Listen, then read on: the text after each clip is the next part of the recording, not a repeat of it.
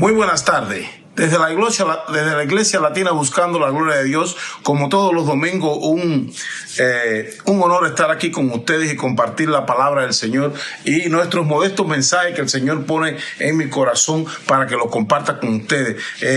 Como ya les dije, desde la Iglesia Latina Buscando la Gloria de Dios, desde el centro de Warren, Ohio, aquí, como todos los domingos, es un honor, mis hermanos y hermanas. Se les echa de menos. Gracias por su apoyo, por sus comentarios y por sus vistas, y el pastor de la iglesia, Pastor Chuck, está muy contento de que ustedes apoyan nuestro proyecto de fundar una iglesia latina aquí en el centro de Warren, y ya estamos teniendo reportes de algunas familias que están viniendo a la iglesia, como la familia Martínez, y le damos las gracias a ellos y a ustedes, hermanos, que nos apoyan. La iglesia tiene las puertas abiertas los domingos, los lunes para la oración a las 6:30. Los miércoles un servicio auspiciado por Pastor Greg y Pastor Brian alternativamente. Los jueves un servicio de adicción auspiciado por el ministro David Ellis, una bella persona.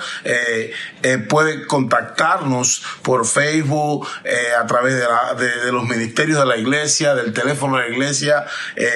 Y si tiene algún problema que necesita ayuda de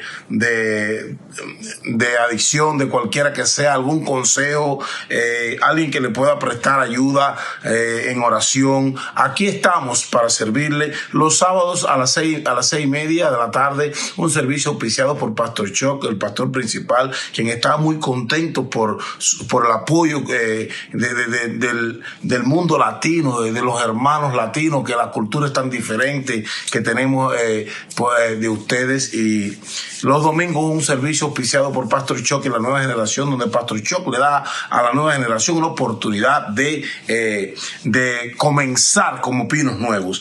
Bien, en la tarde hoy quisiera comenzar con una escritura, porque como todos ustedes saben, estamos hablando de la promesa que nos hace el Señor Jehová en el Viejo Testamento, que viene a ser cumplida en el Nuevo Testamento, y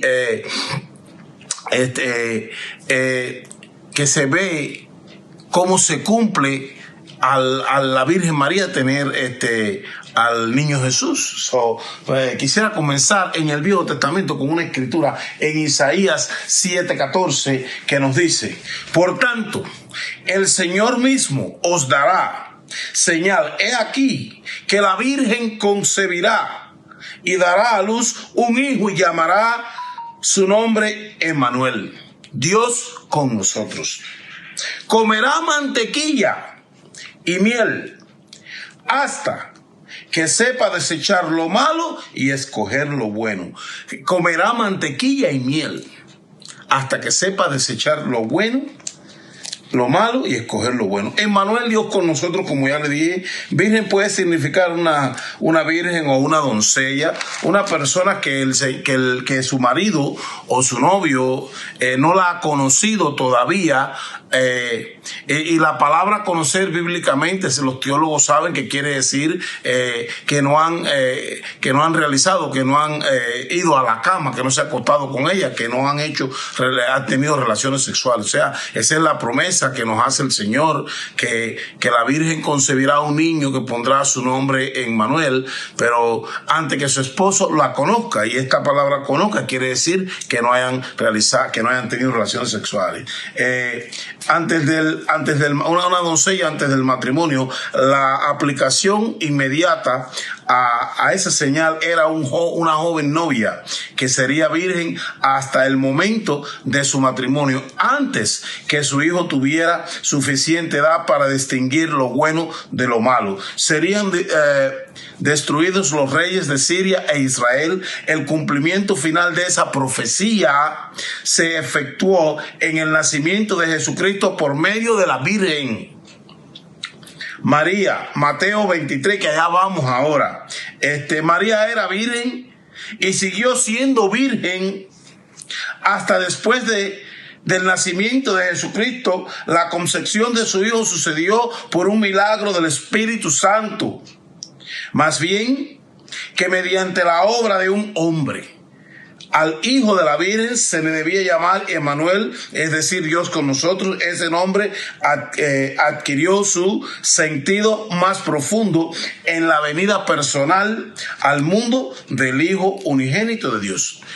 Ahí nos demuestra la palabra que Dios nos está prometiendo aquí en el Viejo Testamento de la venida de Jesucristo y de que iba a ser concebido por una virgen antes que fuese conocida por su esposo, antes que su esposo y ella tuvieran relaciones sexuales, y lo que iba a comer y lo que iba a pasar con ese niño. O sea que entonces venimos acá a Mateo 1, 18, 23, donde dice en la palabra que nos habla del nacimiento de Jesús. Dice: el nacimiento de Jesucristo fue así: estando María desposada, o sea que no tenía marido, María su madre, con José, antes que se juntasen, se halló que había concebido del Espíritu Santo. Eso estamos viendo aquí lo que nos dijo: una nueva tierra y un nuevo Jerusalén bajarán, y un nuevo Edén. O sea que precisamente esto es lo que está hablando Jesús, que hasta que todo eso no suceda, la ley no quedará abolida, sino que Él vino a hacer cumplir la ley. El propósito de Cristo es que se cumpla el requisito espiritual de la ley de Dios en la vida de sus seguidores. La relación del creyente con la ley de Dios comprende lo siguiente: la ley que el creyente está obligado a guardar los principios éticos y morales del Antiguo Testamento. Los principios éticos y morales del Antiguo Testamento. En Hebreos 10:9 nos dice la palabra: he aquí que vengo, oh Dios, para hacer tu voluntad. Quita lo primero para establecer esto último. Dice el Antiguo Testamento, los tratos de Dios fueron principalmente con su pueblo. O sea, en el Antiguo Testamento, hermanos, todos los pactos que Dios tenía era con su pueblo escogido. Después que Cristo da su vida en la cruz, es que nosotros entramos a los pactos de Dios. Pero primeramente, todos sus pactos fueron con su pueblo escogido, con el pueblo con su pueblo escogido. O sea, el Antiguo Testamento, los tratos de Dios, los pactos son principalmente con su pueblo elegido, los judíos, ¿ok? En el Nuevo Testamento los tratos de Dios son principalmente con su iglesia. Hoy por hoy los tratos de Dios son con su iglesia, con nosotros.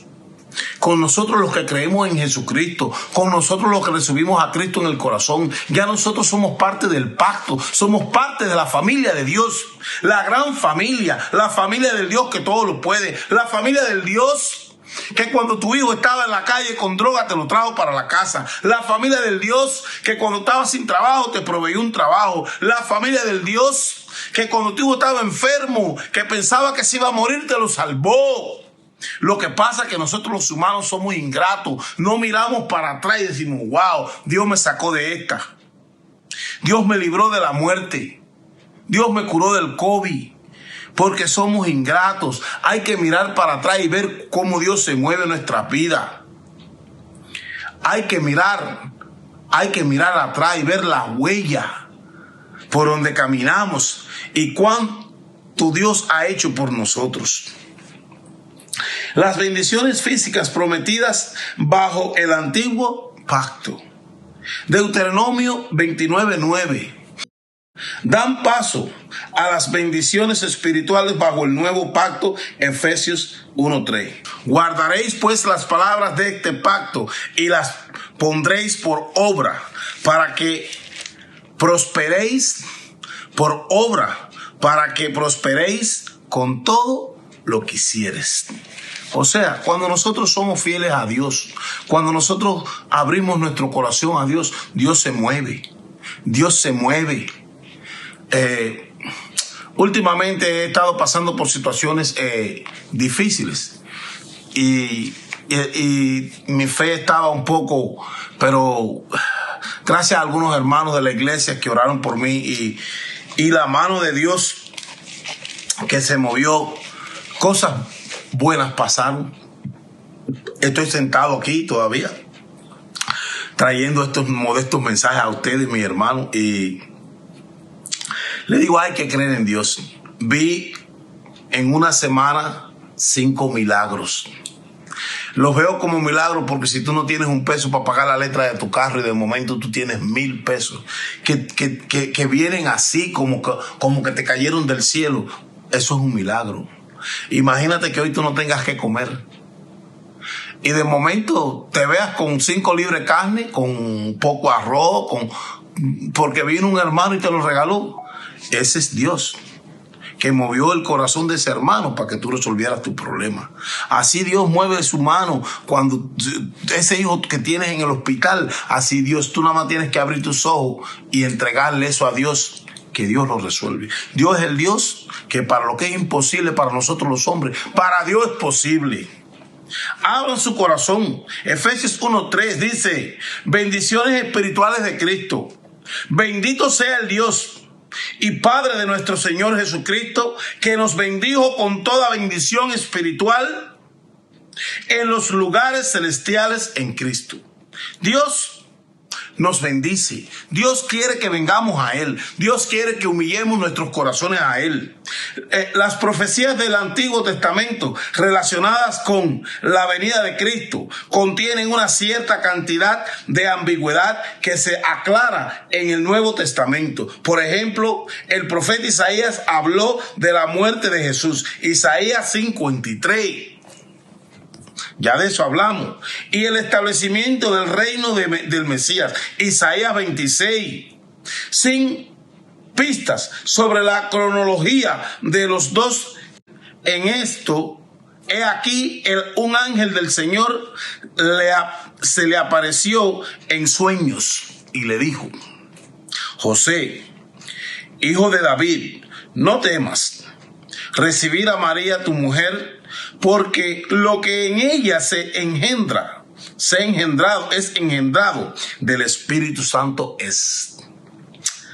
Y dará a luz un hijo y llamará su nombre Jesús, porque él salvará al pueblo de sus pecados.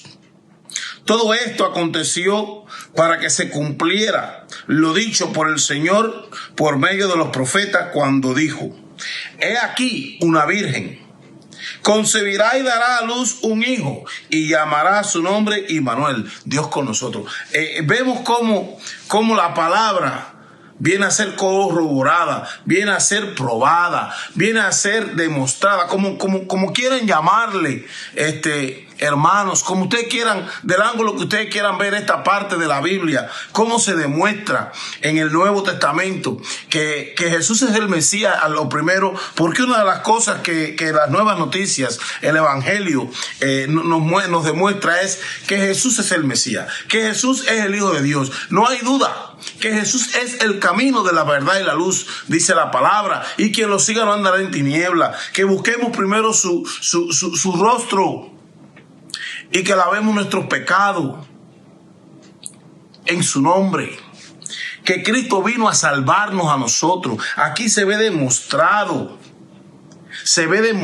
cómo se cumple la promesa que nos hace Jehová a través de los profetas en el Viejo Testamento. Que la palabra de Dios es sólida, tiene fundamentos. Como yo le decía a un amigo mío una vez, la palabra, la Biblia, si no construye, no destruye. La Biblia no dice ve y roba, la Biblia no dice ve y maltrata a tu esposa, ve y maltrata a tu hijo. La Biblia dice todo lo contrario. Por lo tanto, es un libro que le aconsejo que lean, que le aconsejo que busquen, y que por lo menos los proverbios, a la Biblia tiene tantas cosas ricas en conocimiento y en educación, que es un libro muy instructivo. Quien ha creído a nuestro anuncio, aunque Jesucristo es el Mesías de Dios, muchos optaron por no creer en él y por tanto dejaron de recibir la salvación del Señor. Hubo relativamente pocos creyentes entre los judíos en su primera venida. O sea, que Cuando Cristo viene la primera vez, hubo muy pocos creyentes. Hubieron muy pocos que creyeron en Él. Hubieron muy pocos. Cristo fue humillado, maltratado. Ese pueblo que puso palmas, ese pueblo que tendió alfombras para que el Rey de Reyes pasara, entrara a Israel. Fue el mismo pueblo que lo crucificó. Fue el mismo pueblo que lo cambió por el bandido. Cuando una vez al año Poncio Pilato podía perdonar a alguien, cuando Poncio Pilato puso al bandido y puso a Jesús, decidieron crucificar a Jesús y perdonar al bandido. Increíble. En Juan 4, 25, 26, Jesucristo y la mujer samaritana. Le dijo la mujer: sé que ha de venir el Mesías, llamado el Cristo. Cuando Él venga, nos declarará todas las cosas. Jesús le dijo: yo soy el que habla contigo. O sea, ahí vemos cómo Jesús mismo se le muestra a la mujer samaritana. Y recuerdo que los discípulos dicen: mira, él está hablando con una mujer. Y entonces ellos no entendían que Cristo ir ahí, quedarse en ese pozo, era parte de ese cumplimiento que Dios, de ese papel, de ese rol que Dios le da a Jesús, de que Él tenía que toparse con esta mujer, y esa es parte de la profecía. El Antiguo Testamento registra la entrega de la ley de Dios. El Nuevo Testamento muestra cómo Jesús, el Mesías, cumplió esa ley.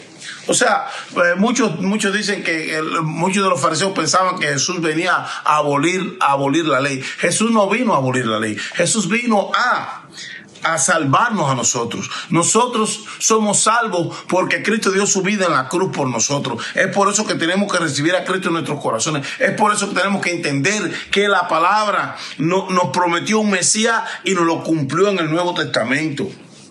En Mateo 5:17, Hebreos 10:9 dice: estas son escrituras que tienen relación unas con la otra, por eso yo les doy las dos citas de la Biblia, ¿ok?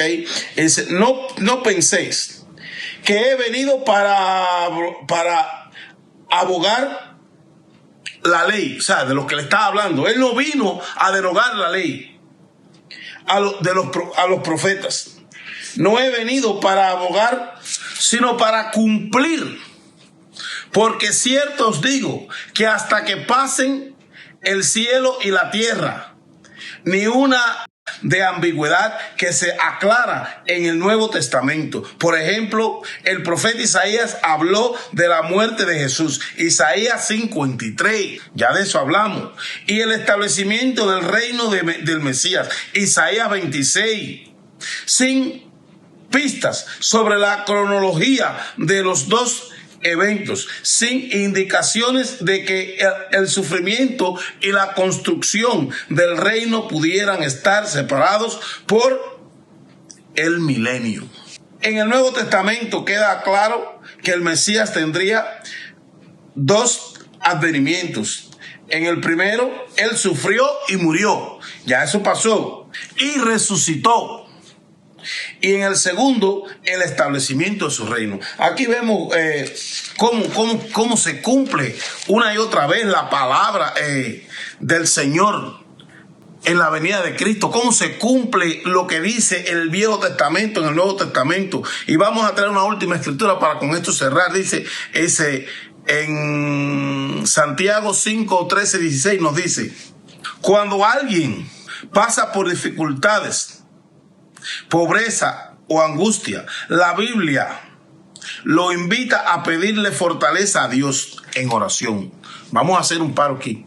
Dice: cuando alguien pasa por dificultades, señores, lo único que tenemos que hacer es traer nuestros problemas ante Dios. Dice la palabra: haz tus peticiones conocidas ante el Señor, que Él te las concederá. Hay que venir con fe y amor a Dios, dándole gracias por todo, con gracias y súplica, y Dios concederá tu petición.